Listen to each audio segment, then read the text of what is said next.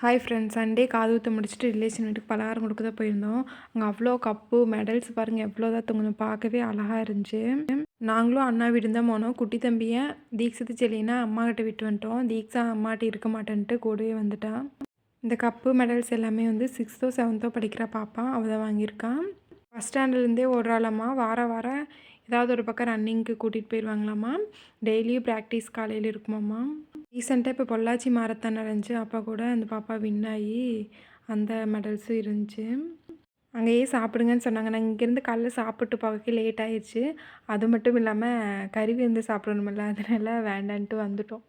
காது குத்து வீட்டில் மதியானம் கறி விருந்து நல்லா சாப்பிட்டு அதுக்கப்புறம் ஐஸ்கிரீம் சாப்பிட வந்தாச்சு.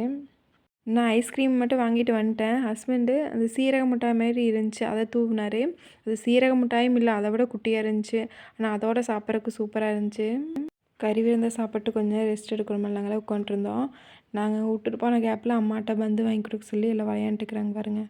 ஃபோட்டோ எடுத்தது பாப்பாவும் தம்பியும் டயர்ட் ஆகிட்டாங்க. கடைசியாக வரமாட்டேன்ட்டாங்க. அதனால அக்காவும் மச்சாவுமே கல்யாண பொண்ணு மாப்பிள்ள மாதிரி நின்று ஃபோட்டோ எடுத்துட்டாங்க.